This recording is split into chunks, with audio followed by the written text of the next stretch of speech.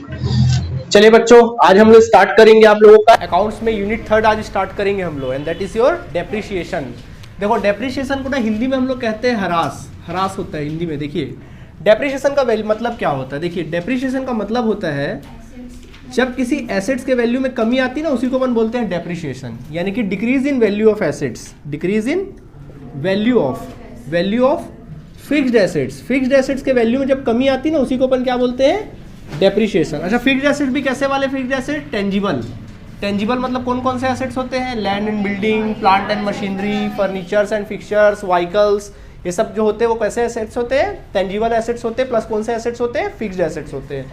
तो जब किसी एसेट्स के वैल्यू में समय के साथ जो डिक्रीज होता है, कमी आती है, उसी को हम लोग क्या बोलते हैं, डेप्रिसिएशन बोलते हैं। ठीक है, चल से मान लो आपने एक बाइक खरीदा 1 लाख रुपए का, ठीक। अब उसको 1 साल चलाया, अब उसको आपको बेचना है, कितने बेचोगे, 20% एक्स्ट्रा बेचोगे। कौन खरीदेगा, तो गाड़ी खरीदो 1 लाख रुपए का, उसके बाद बेचो, कौन खरीदेगा, 1,20,000 में कौन खरीदेगा, बताओ, मेरा खरीद लो तुम, बताओ क्या करोगे। कॉमन सी बात है, 1 लाख का बाइक है, आप बोल रहे हो सर हम हाफ रेट में बेचेंगे, 50,000 60,000 में बिकेगा। कारण क्या भाई, कारण उसका यह है कि कोई भी फिक्स्ड एसेट्स होता है उसके वैल्यू में क्या आती है, कमी आती समय के साथ, उसी को बोलते हैं डेप्रिसिएशन। अब सवाल उठता है कि सर अच्छा डेप्रिसिएशन होता है, अब सवाल उठता है सर हम लोग अकाउंटेंसी में, ठीक है सर एसेट्स के वैल्यू में कमी आती है, आने दो ना, उसको पढ़ाई से क्या नाता उसका, वो तो कॉमन सी बात है। कोई भी चीज़ हम खरीदेंगे वो एक ना एक दिन तो पुराना होगा, खत्म होगा, फिर हम नया खरीद लेंगे, क्या दिक्कत है, तो उसको पढ़ने की क्या जरूरत है। अब मैं आपको एग्जाम्पल देके समझाता हूँ। मान लीजिए आप पढ़ाई लिखाई के बाद ना एक बिजनेस के फील्ड में कदम रखोगे, कल को आप बिजनेस करोगे, और आपने क्या किया, एक बिजनेस में कदम रखा और आप बोले ट्रांसपोर्टेशन का बिजनेस करेंगे, तो आपने क्या किया, एक ट्रक खरीद लिया, ठीक है, आपने क्या खरीद लिया, ट्रक। अब मान लो मार्केट आप गए और ट्रक आ रहा है कितने रुपए का, 10 लाख रुपए का। हालांकि ट्रक ज़्यादा का आएगा, लेकिन औकात से ज़्यादा बड़ा रकम लिख लूंगा तुम लोग समझ में नहीं आएगा, ठीक है, इसलिए 10 लाख ही रखते हैं, ठीक, जितना समझ में आए। देखो तो मान लीजिए आप गए ट्रक लेने के लिए, ट्रक आ रहा है कितने का, 10 लाख का। आपने 10 लाख का ट्रक खरीदा, सामने वाले से पूछा भैया 10 लाख का ट्रक खरीदा, अब सामने वाला आपको बोल रहा सुनो इसका लाइफ 10 साल है, हाँ ठीक है करके आपने सुना, ठीक है, इसका लाइफ कितना साल है, 10 साल इसका लाइफ है, ठीक। अब 10 लाख का ट्रक खरीदा, 10 साल लाइफ है, यानी कि 10 साल बाद ये ट्रक हो जाएगा खटारा, कबाड़ा हो जाएगा, ठीक। अब आप बिजनेस स्टार्ट किए, ट्रक चलाना चालू किए, कमाना चालू किए, बढ़िया 1 साल कमाए, 2 साल कमाए, 3 साल कमाए, 4 साल कमाए, कमाते कमाते आप अच्छे खासे पोजीशन में पहुंच गए। लेकिन 10 साल आते आते 10 साल में आपका बिजनेस तो अच्छा ग्रो कर गया, लेकिन जो 10 लाख का ट्रक था वो क्या हो गया, खत्म हो गया, और ये ट्रक हो गया स्क्रैप, यानी कि कबाड़ हो गया अभी ट्रक, ठीक। अब आपके ऊपर क्या हो रहा है, ऑर्डर्स के ऊपर ऑर्डर आ रहा है कि भाई हमारा माल दिल्ली पहुंचाना है, चंडीगढ़ पहुंचाना है, जांजगीर पहुंचाना है, चापा पहुंचाना है, दुनिया भर का आपके पास ऑर्डर के ऊपर ऑर्डर आए जा रहे हैं। लेकिन क्या उस ऑर्डर को पूरा करने के लिए आपके पास ट्रक है, नहीं सर ट्रक तो हमारे पास नहीं है। अब क्या करें अपन लोग, तो क्या करो, नया ट्रक खरीद लेते हैं। अब आप मार्केट गए नया ट्रक खरीदने के लिए, तो जब नया ट्रक खरीदने के लिए गया तो पता चला ट्रक कितने रुपए का आ रहा है, 15 लाख रुपए का, और आपने खरीद भी लिया, ठीक है, आपने परचेस भी कर लिया, क्योंकि भाई इतने दिन कमाए हो तो 15 लाख कौन सी बड़ी बात है, आपने 15 लाख का लगाया, भाई महंगाई के साथ बढ़ेगा तो 15 लाख का आया। तो बताइए आपके ऊपर जो फाइनेंशियल बर्डन पड़ा ना, जो आर्थिक बोझ पड़ा, वो कितने रुपए का पड़ा, 5 लाख का कहाँ पड़ा, 15 लाख का पड़ा ना भैया। भाई 10 साल पहले खरीदे थे ना, क्या 10 लाख बन गया था क्या अभी तक, नहीं, कितने का फाइनेंशियल बर्डन पड़ा, 15 लाख। देखो एक चीज़ ध्यान रखना, जब कभी अपन क्या करते हैं, जब कोई अपन एक प्रकार से जब कोई फिक्स्ड एसेट परचेस करते हैं ना, मतलब घर के लिए जब अपन एक फ्रिज भी लेकर आते हैं, तो देखना कहीं ना कहीं हमारे ऊपर एक फाइनेंशियल बर्डन पड़ता है, एक बड़ा खर्चा होता है। घर में अगर हम गाड़ी खरीद के लाते हैं, वो भी हमारे लिए क्या होता है, एक बहुत बड़ा खर्च होता है। ऐसा तो नहीं होता कि हमारे लिए कोई चना मुर्रा टाइप का हम खरीद के ले आए। तो फिक्स्ड एसेट खरीदना कोई मजाक की बात नहीं है, बहुत बड़ा फाइनेंशियल बर्डन पड़ता है। जब आपने ट्रक खरीदा था, कैसे न कैसे लोन लेके आपने ट्रक खरीदा था, ठीक। उसके बाद 10 साल बाद फिर आप लोन का ट्रक खरीद रहे हो, फिर आपके ऊपर 15 लाख का क्या पड़ रहा है, फाइनेंशियल बर्डन पड़ रहा है। हो सकता है कुछ पैसा आपने अपने जेब से लगाया होगा, कुछ पैसा आपने लोन लेके फाइनेंस कराया होगा, तो फाइनेंशियल बर्डन पड़ा कि नहीं पड़ा। अब थोड़ा सोचो, 10 साल पहले आओ, अगर 10 साल पहले जो ट्रक 10 लाख रुपए का मिल रहा था, 10 साल पहले जो ट्रक 10 लाख रुपए का आपको मिल रहा था, और आपको ट्रक वाले ने बोला था देखो इसका लाइफ 10 साल है, तो आपको पता था कि 10 साल बाद ये क्या हो जाने वाला है, खटारा होने वाला है। यानी कि 10 लाख रुपए आपके ट्रक की वैल्यू है, और हर साल उसमें कॉमन सी बात है, यानी कि तकरीबन 1 लाख रुपए की कमी आ रही कि नहीं आ रही है, कितने रुपए की कमी आ रही है, 1 लाख, हर साल सालाना 1 लाख की कमी आ रही है।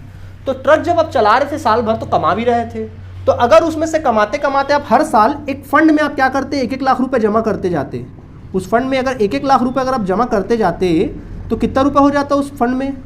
10 साल में कितना हो जाता? 10 लाख हो जाता। अब 10 साल बाद जब ट्रक खटारा हो गया है, अब आप मार्केट जाते, मार्केट में ट्रक खरीदते, कितने का आता ट्रक? 15 लाख का। 10 लाख तो ऑलरेडी आपके पास सबमिट जमा हुआ है, ठीक है, जमा है। 10 लाख आपको और कितना लगाना पड़ता? सिर्फ 5 लाख ही लगाना पड़ता, ठीक है। और अगर इस पैसे को आप इन्वेस्ट कर देते तो हो सकता है 2.5 लाख रुपए आपको इंटरेस्ट भी मिल जाता, यानी सिर्फ आपको 5 लाख की जगह कितना लगाना पड़ता? और सिर्फ 2.5 लाख। देखो कहाँ आपके ऊपर 15 लाख का फाइनेंशियल बर्डन पड़ रहा था, अब आपके ऊपर सिर्फ कितना पड़ेगा? 2.5 लाख का पड़ेगा। ऐसे ही बिजनेस चलता है। बिजनेस को अगर आपको ग्रो करना है ना, तो बिजनेस किसके बलबूते चलता है? कोई बिजनेस फिक्स्ड एसेट्स के बलबूते। आपके यहाँ बिजनेस में मशीनें लगी होती है, प्लांट्स लगे होते हैं, कैसे चलेगा भैया ये? भाई आप बिजनेस तो आपका 100-150 साल चलेगा, जनरेशन टू जनरेशन चलते रहेगा, लेकिन आपकी मशीनरी है जो प्लांट्स होगी वो तो भाई 10-15 साल में क्या हो जाना है? खटारा हो जाना है। और आपको समय के साथ क्या करना पड़ेगा? उसको चेंज भी तो करना पड़ेगा समय के साथ। तो समय के साथ अगर आपको अपडेट रहना है, नए एसेट्स खरीदने हैं, तो आपको डेप्रिसिएशन फंड क्या करना पड़ेगा? मेंटेन करना पड़ेगा। यही कारण है कि हम लोग क्या पढ़ते हैं? डेप्रिसिएशन पढ़ते हैं। आया बात समझ में कि नहीं आया? ठीक है, यही कारण है कि हम लोग क्या पढ़ते हैं? डेप्रिसिएशन पढ़ते हैं, ठीक है। तो अब समझ में आया डेप्रिसिएशन क्यों पढ़ते हैं? डेप्रिसिएशन का मतलब क्या होता है? जब स्थायी संपत्तियों के मूल्य में जो कमी आती है उसी को अपन क्या बोलते हैं? डेप्रिसिएशन कहते हैं। डिक्रीज का मतलब होता है कमी, और फिक्स्ड एसेट का मतलब होता है स्थायी संपत्तियां। समझ में आ गया आप सभी को? ठीक है, जब उसके वैल्यू में जब गिरावट आएगी उसी को बोलेंगे डेप्रिसिएशन। अच्छा, एक बात बताइए, जो डेप्रिसिएशन होता है वो लॉस है कि एक्सपेंसेस है? कैसे लॉस है? क्यों एक्सपेंसेस है? हाँ, क्योंकि भाई देखो, लॉस का मतलब वो होता है जो सडनली हो जाए वो लॉस है, जिसके बारे में आपको पता ना हो। लेकिन जो आपको पहले से पता वो तो खर्चा है ना। आप जब भी कोई एसेट परचेस करते हो, आप अपने घर के लिए साइकिल भी खरीदते हो, आपको पता ना एक न एक दिन कबाड़ होगा, यानी कमी होगी, एसेट्स के वैल्यू में कमी आएगी। पहले से पता होता है कि नहीं पता होता है कि बढ़ जाएगा? तो जो आपको पहले से पता है, आपको पता है कि इस एसेट्स के वैल्यू में क्या आएगी? कमी आएगी, तो उसी को अपन क्या बोलते हैं? डेप्रिसिएशन कहते हैं। क्या कहते हैं? डेप्रिसिएशन कहते हैं। डेप्रिसिएशन एक तरह का खर्च है। क्या है? खर्च है, एक्सपेंसेस है। यानी कैसा एक्सपेंसेस है? Non cash expenses. वो भी कैसा एक्सपेंसेस है? नॉन कैश एक्सपेंसेस है, गैर रोकड़ व्यय है। अब आप बोलोगे सर ये नॉन कैश एक्सपेंसेस क्या है? देखो, कैश एक्सपेंसेस का मतलब क्या होता है? जैसे आप सैलरी दोगे तो बाकायदा रोकड़ा आपके हाथ से क्या होगा? जाएगा। वेजेस दोगे, कैश क्या होगा? जाएगा। अभी मैं बोल रहा हूँ टेबल है, अब एक टेबल का मान लो वैल्यू 3000 है, अब इसके वैल्यू में 300 रुपये की कमी आती है हर साल, मान लो 300 रुपये कमी आती है, तो 300 रुपये कमी आ रही है, क्या 300 रुपये जा रहा है मेरे पास से? बट मैं इसको खर्चा बोल रहा हूँ, तो ये क्या 300 रुपये मेरे हाथ से जा रहा है क्या? कैश में जा रहा है क्या? नहीं। तो कैश तो खर्चा तो है, बट नॉन कैश एक्सपेंसेस। कैसा एक्सपेंसेस है? ये ऐसा एक्सपेंसेस जो कैश के रूप में नहीं होता है। समझ में आ गया? होता है बट इकट्ठे होता है। समझ में आ गया? जिस प्रकार देखो, कोई काम अगर आपको कराना है, या तो किसी बंदे से आप काम कराओगे, या फिर क्या करोगे? किसी मशीन से काम कराओगे। किससे काम कराओगे? किसी मशीन से। अगर आप किसी इंडिविजुअल से काम कराओगे, तो अगर इसको इंडिविजुअल से काम कराओगे तो उसको क्या देना पड़ेगा? बदले में आपको वेजेस देना पड़ेगा। सही बात है कि नहीं है? यही काम किसी मशीन से कराओगे तो क्या देना पड़ेगा? आप बोलोगे सर कुछ नहीं देना पड़ेगा। बेटा देना पड़ेगा, मशीन को हमको डेप्रिसिएशन देना पड़ेगा। क्या देना पड़ेगा? डेप्रिसिएशन देना पड़ेगा। तो जब कोई इंडिविजुअल काम करता है उसको मेहनताना क्या देते हैं अपन? वेजेस या फिर सैलरी देते हैं। लेकिन जब कोई बंदा, जब मशीन काम करता है तो उसको बदले में क्या देते हैं? डेप्रिसिएशन। आया बात समझ में कि नहीं आया? डेप्रिसिएशन देते हैं क्योंकि हमको पता है कि मशीन एक न एक दिन बाद क्या करना पड़ेगा? रिप्लेस करना पड़ेगा। आई बात समझ में? इंडिविजुअल काम करता है, उसको खाने पीने के लिए खाना वाना देते हो कि नहीं देते हो? मशीन को क्या देना पड़ेगा उसके लिए? नहीं, ऑयल देना पड़ेगा उसको, है ना? वो सब चीज़ें देनी पड़ेंगी। आया बात समझ में कि नहीं आया? ठीक। तो डेप्रिसिएशन एक तरह का क्या होता है? खर्च होता है। क्लियर है? चलो देखो, अब हम बात करेंगे steps of charging of depreciation. ठीक है, मतलब डेप्रिसिएशन चार्ज करने के कौन कौन से स्टेप्स होते हैं उसके बारे में चार्ज करेंगे, किस तरीके से आप स्टेप चार्ज करेंगे। देखिए, सबसे पहला स्टेप क्या होता है? सबसे पहला होता है परचेस ऑफ फिक्स्ड एसेट। सबसे पहले तो आप फिक्स्ड एसेट परचेस करते हो, तो सबसे पहले फिक्स्ड एसेट परचेस करोगे। अब साल भर इसको क्या करोगे? Use of fixed assets. अब साल भर उस एसेट्स को आप क्या करेंगे? यूज करेंगे। Use assets for whole year, पूरा साल भर क्या करेंगे? यूज करेंगे। समझ में आ गया कि नहीं आ गया? अब क्या होगा? साल भर यूज करोगे तो साल का एंडिंग डेट आएगा, और वो एंडिंग डेट क्या होगा? End of the year. क्या आएगा? End of the year. अब साल का एंडिंग डेट आया और वो एंडिंग डेट क्या होगा 31 मार्च, वो ईयर होगा 31 मार्च, यानी कि फाइनेंशियल ईयर हम लोगों को फॉलो करना है। 31 मार्च का दिन आएगा और 31 मार्च के दिन आप चार्ज करेंगे इस पे डेप्रिसिएशन चार्ज ऑन एसेट्स। अब आप एसेट्स पे क्या करोगे, डेप्रिसिएशन क्या कर दोगे, चार्ज कर दोगे। कर दिए चार्ज। अब आपको क्या मिला, न्यू वैल्यू मिला। अब एसेट्स का क्या आ गया, new value. Then new value जैसी आया, then new value is carry forward to next year. अब न्यू वैल्यू जो एसेट्स का न्यू वैल्यू आया उसको नेक्स्ट ईयर क्या कर दोगे, कैरी फॉरवर्ड कर दोगे। तो ठीक है, कैरी फॉरवर्ड कर दोगे और फिर आप अगले साल चले जाओगे। फिर अगले साल में चेक करोगे क्या कोई आपने नया एसेट्स खरीदा है।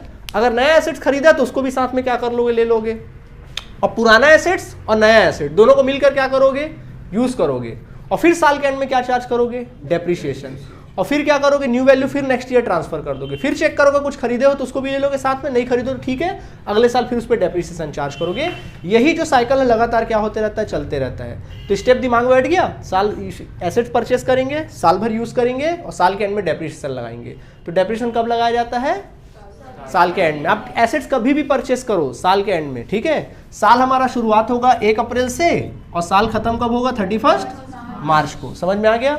अच्छा मान लो अगर आपने कोई एसेट्स 1 अप्रैल को परचेस किया है तो डेप्रिसिएशन कब चार्ज करोगे, 31 मार्च को, यानी साल के एंड में चार्ज करोगे पूरे 12 महीने का। ठीक, मान लीजिए आपने कोई एसेट्स 1 अक्टूबर को खरीदा है तो डेप्रिसिएशन कब चार्ज करोगे, 31 मार्च को ही चार्ज करोगे। कब करोगे, 31 मार्च, यानी कितने महीने का चार्ज करोगे, 6 महीने का।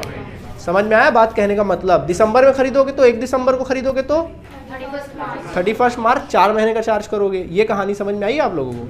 चलिए इसको नोट कर लीजिए स्टेप्स को, इसी स्टेप के अकॉर्डिंग क्वेश्चन बनाएंगे। नोट करो, हो गया नोट। चलो देखो अब हम बात करेंगे डेप्रिसिएशन से रिलेटेड जर्नल एंट्रीज के बारे में।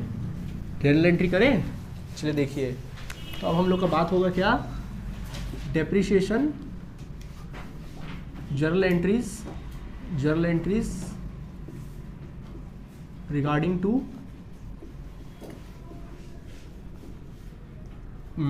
डेप्रिसिएशन। ठीक है, डेप्रिसिएशन से रिलेटेड जर्नल एंट्रीज क्या होती है। तो स्टेप्स याद है कि नहीं है, तो बोलो। सबसे पहला स्टेप क्या होता है, एसेट्स को परचेस करना। तो फर्स्ट स्टेप होता है purchase of fixed assets.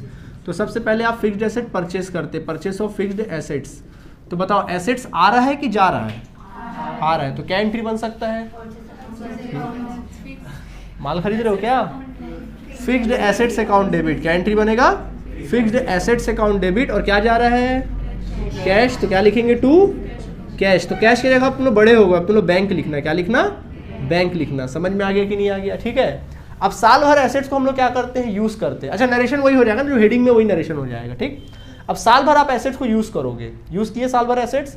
Ending date आया, साल का क्या आया, एंडिंग डेट आया। जैसी बेटा एंडिंग डेट आया उसमें डेप्रिसिएशन चार्ज करोगे। Then depreciation charge on fixed asset, depreciation charge on fixed assets. तो बताइए ये डेप्रिसिएशन एक तरह का आपके लिए क्या है, खर्च है कि नहीं है। और खर्च हमेशा क्या होता है, डेबिट। तो एंट्री क्या बनेगा, depreciation account debit to fixed assets account, क्योंकि फिक्स्ड एसेट्स की वैल्यू क्या हो जाएगी, चले जाएगी फिक्स्ड एसेट्स। तो फिक्स्ड एसेट्स आया, बात समझ में कि नहीं आया। तो ये एंट्री चलेगा, ठीक है। अब देखो यही प्रोसेस लगातार चलता रहेगा। अब चूंकि क्या हुआ, डेप्रिसिएशन एक तरह का तुम्हारा खर्च है कि नहीं है, तो अगला आपका धर्म क्या बन जाता है, इस खर्च को आपको पीएल अकाउंट में ट्रांसफर करना पड़ेगा। तो बच्चों क्या एंट्री बनेगा, नंबर 3, एंडिंग डेट में उसी दिन में क्या करोगे, depreciation account is transferred to fixed asset, profit and loss account. अपन प्रॉफिट एंड लॉस अकाउंट में ट्रांसफर करेंगे। तो बताइए डेप्रिसिएशन आपने क्या किया था पहले, डेबिट। जब उसको पीएल में ट्रांसफर करोगे क्या करना पड़ेगा, क्लोज करना पड़ेगा। तो क्या करेंगे, क्रेडिट। तो फिर एंट्री क्या बन सकती है, profit and loss account debit to depreciation account, profit and loss account debit to depreciation account. और यही सिलसिला हर साल चलता रहेगा। समझ आया कि नहीं आया। कई बार ऐसा भी होता है कि देखो एक तो एसेट्स को ऐसा है क्या कि एसेट्स को मरते दम तक ही यूज करोगे, मतलब अपने मरते दम तक नहीं, उस एसेट्स के मरते दम तक बोल रहा हूँ। क्या उस एसेट्स के मरते दम तक यूज करोगे, नहीं। कई बार ऐसा भी होता है कि हम एसेट्स को बीच में ही, उसका लाइफ भले 10 साल है बट उसको 5वें साल में ही क्या कर देते हैं, बेच देते हैं। तो कई बार साल के बीच में आप, मतलब उसके लाइफ के बीच में आप एसेट्स को बेच देते हो, तो बेचने की एंट्री सीख लेते हैं, ठीक। तो मान लीजिए कंडीशन डालते हैं, इफ सेल्स ऑफ एसेट्स। अगर आपने कभी बीच में आपने सेल कर दिया, एसेट को सेल कर दिया, तो पैसा आएगा कि जाएगा? और क्या जाएगा? तो एंट्री क्या बनेगा? Bank account debit to fixed assets account. Bank account debit to क्या लिख लेंगे? Fixed assets account. आया बात समझ में कि नहीं आया? आ गया समझ में? अब सेल करोगे बॉस तो हो सकता है इस प्रोसेस में प्रॉफिट भी हो जाए, लॉस भी हो जाओ। मान लो उस एसेट्स की वैल्यू 50,000 है और आपने उसको सेल किया 55,000 में, बोलो फायदा हुआ कि लॉस हुआ? कितने का फायदा हुआ? 5,000 का। या मान लीजिए उस एसेट्स का वैल्यू 50,000 है बट आपने उसको 48,000 में सेल किया, बोलो क्या हुआ? लॉस हुआ। कितने का? 2,000 का। तो इस प्रोसेस में लॉस भी हो सकता है, प्रॉफिट भी हो सकता है। तो पहला condition, if profit on sales of fixed assets, if profit on sales of fixed assets. अगर सेल्स ऑफ फिक्स्ड एसेट्स में बेचने से कुछ प्रॉफिट अगर होता है तो अच्छी बात है कि बुरी बात है? और अच्छी बात हमेशा क्या होता है? क्रेडिट। तो क्या एंट्री बनेगा? एसेट्स अकाउंट डेबिट, यानी कि fixed assets account debit, fixed assets account debit to profit and loss account. Profit and loss account credit हो जाएगा ना, क्योंकि भाई एसेट्स को बेचोगे प्रॉफिट होगा तो एसेट्स का वैल्यू बढ़ेगा ना। तो assets account debit, sorry assets account debit to profit and loss account. या फिर इस प्रोसेस में हो सकता है if loss on sales of fixed assets, if loss on sales of fixed assets. अगर आप सेल कर रहे हो और उस सेल करने के दौरान आपको क्या हो जाता है? किसी प्रकार का लॉस हो जाता है, तो अच्छी बात है बुरी बात है? तो बुरी बात हमेशा क्या होती है? डेबिट। तो बेटा क्या हो जाएगा? Entry profit and loss account debit to fixed assets account. आया बात समझ में कि नहीं आया? आ गया? ये स्टेप्स होते हैं। प्रैक्टिकल क्वेश्चन बनाएंगे तो और अच्छे समझ में आने लगेगा। क्लियर है कि नहीं बताइए? नोट करो। चलिए देखिए, अब बात करेंगे मेथड्स ऑफ डेप्रिसिएशन। अब हम लोग बात करेंगे मेथड्स ऑफ डेप्रिसिएशन। याद है तुम लोग 11th में पढ़े थे डेप्रिसिएशन? और बताओ वहाँ कितने मेथड्स पढ़े थे आप लोगों ने? 2 मेथड्स पढ़े थे। एक फिक्स्ड इंस्टॉलमेंट मेथड यानी कि स्थायी किस्त पद्धति, दूसरा डिमिनिशिंग मेथड यानी कि घटती किस्त पद्धति। याद है पढ़े थे अपन लोग? 2 मेथड पढ़े थे। इस बार आप लोग को कुल मिला के 5 मेथड पढ़ने हैं। कितने मेथड पढ़ने हैं? 5। ठीक, तो बताएं कौन कौन सा मेथड है? सबसे पहला मेथड होता है बच्चों फिक्स्ड इंस्टॉलमेंट मेथड। क्या होता है पहला? फिक्स्ड इंस्टॉलमेंट मेथड, जो आपने 11th में पढ़ रखा है। ठीक है, ये पढ़ चुके हैं अपन लोग फिक्स्ड इंस्टॉलमेंट मेथड, जिसको हम लोग हिंदी में कहते हैं स्थायी किस्त पद्धति। हिंदी में कहेंगे इसको स्थायी किस्त पद्धति कहा जाता है। ठीक है। दूसरा होता है डिमिनिशिंग बैलेंस मेथड या रिड्यूसिंग बैलेंस मेथड भी कहा जा सकता है। रिड्यूसिंग बैलेंस मेथड, रिड्यूसिंग या फिर इसको बोल सकते हैं डिमिनिशिंग बैलेंस मेथड। क्या बोलेंगे इसको अपन लोग? Diminishing balance method, diminishing balance method कहेंगे इसको अपन लोग। बैलेंस मेथड कह सकते हैं, जिसको कहा जाता है हिंदी में घटती किस्त पद्धति। इसके बाद हम लोग अलग से पढ़ेंगे प्रोविजन फॉर डेप्रिसिएशन। एक है, वो मेथड नहीं है बट वो तरीका है अकाउंट बनाने का। तो एक पढ़ेंगे प्रोविजन फॉर डेप्रिसिएशन, पढ़ेंगे अपन लोग अलग से।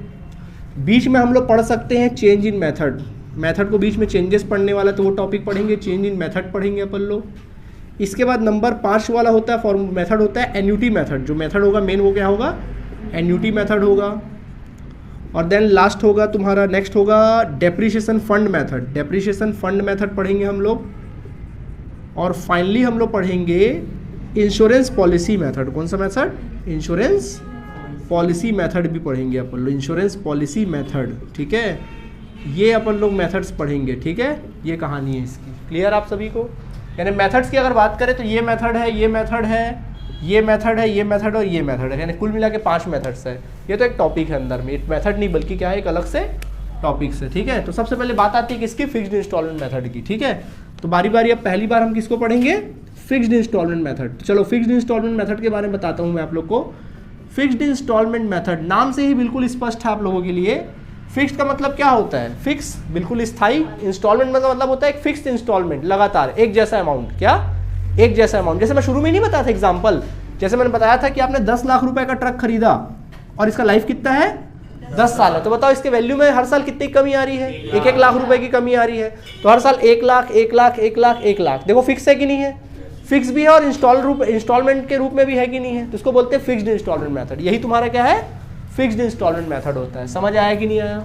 तो बेटा इसका फॉर्मूला क्या होता है? तो इसका फॉर्मूला हो जाएगा एनुअल डेप्रिसिएशन, यानी साल भर का depreciation is equal to cost of fixed assets या कॉस्ट ऑफ एसेट्स। अब मैं बार बार फिक्स्ड नहीं बोलूंगा, एसेट्स बोलूंगा, समझ जाना। Cost of assets minus scrap value scrap value मतलब अवशिष्ट मूल्य यानी कि कबाड़ वाला value, divided by life of assets यानी कि उस संपत्ति का जीवन काल। आया बात समझ में कि नहीं आया? लाइफ ऑफ एसेट्स, ठीक। तो fixed assets cost of asset minus scrap value divide by life of assets, ये एक फॉर्मूला है। या फिर एक फॉर्मूला और है, एनुअल डेप्रिसिएशन कई बार परसेंटेज के फॉर्म में भी आपको निकालने को आएगा। तो फॉर्मूला क्या लगाओगे? कॉस्ट ऑफ एसेट्स उसमें माइनस कर देना स्क्रैप वैल्यू, माइनस कर देना स्क्रैप वैल्यू, ब्रैकेट क्लोज करना, इनटू परसेंट जो भी होगा, रेट ऑफ डेप्रिसिएशन का जो रेट होगा, परसेंट होगा 10%, 15%, जो भी, डिवाइड बाय क्या कर देना? 100 कर देना। समझ में आ गया कि नहीं आ गया? ठीक है।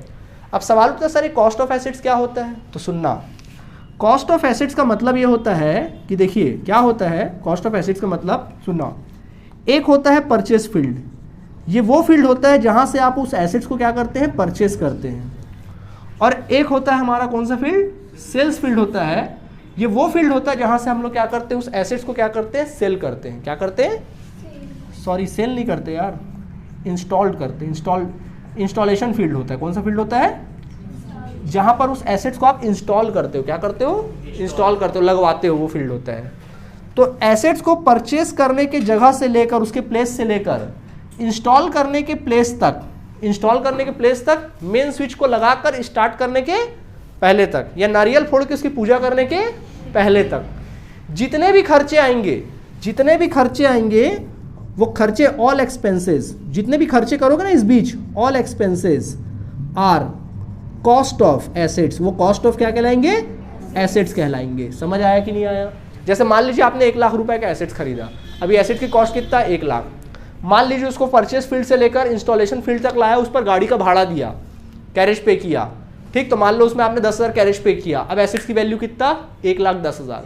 फिर फैक्ट्री में लेकर आए, अब फैक्ट्री में जगह बनाए, वहां प्लेस बनाए कुछ, तो उसमें 20,000 खर्च हो गया इंस्टॉलेशन के लिए, तो वो जुड़ जाएगा उसमें। कितना हो गया? 1,30,000 हो गया। फिर मान लीजिए आपने उसके लिए इलेक्ट्रिसिटी बोर्ड लगवाया, फील्ड पूरा बोर्ड लगवाया, वायरिंग कराया उसको लगवाने के लिए, तो उसका 10,000 खर्च हुआ। कितना हुआ एसेट्स का वैल्यू? 1,40,000। अब आपने स्विच को ऑन किया, स्टार्ट किया, बस खत्म। समझ में आ गया कि नहीं आ गया? मतलब स्टार्ट करने के पहले तक जो भी खर्च करोगे सारे क्या होंगे? Cost of assets. यानी कि आप एसेट में सारी चीज़ों को ऐड करोगे। यानी कि क्या होगा? कॉस्ट ऑफ एसेट्स का मतलब क्या होगा? Cost of assets is equal to, यहाँ लिख देता हूँ, चलो मैं यहाँ लिखता हूँ, cost of assets is equal to, इसका मतलब क्या हो जाएगा? Cost of assets is equal to assets का परचेस प्राइस ले लेना, जितने रुपए का तुमने खरीदा उसको लेना, अगर उसमें किसी प्रकार का वेजेस दिए हो, या किसी प्रकार का कैरेज पे किए हो, या फिर किसी प्रकार का इंस्टॉलेशन चार्जेस अगर पे किए हो, मतलब उसको लगवाने में कुछ खर्च किए हो, स्थापना पर व्यय किए हो, इंस्टॉलेशन एक्सपेंसेस अगर किए हो, तो उसका क्या कर देना आप लोग? ऐड कर दीजिएगा। समझ में आ गया? क्या कर देना? ऐड कर देना, वही तुम्हारा कॉस्ट ऑफ एसेट्स होगा। कोई परेशानी? नोट कर लिए? चलो, तो समझ में आ गया यहाँ तक। तो प्रैक्टिकल क्वेश्चन अपन कल के क्लास से स्टार्ट करेंगे, ठीक है? आज यहीं खत्म करते, ओके? Thank you.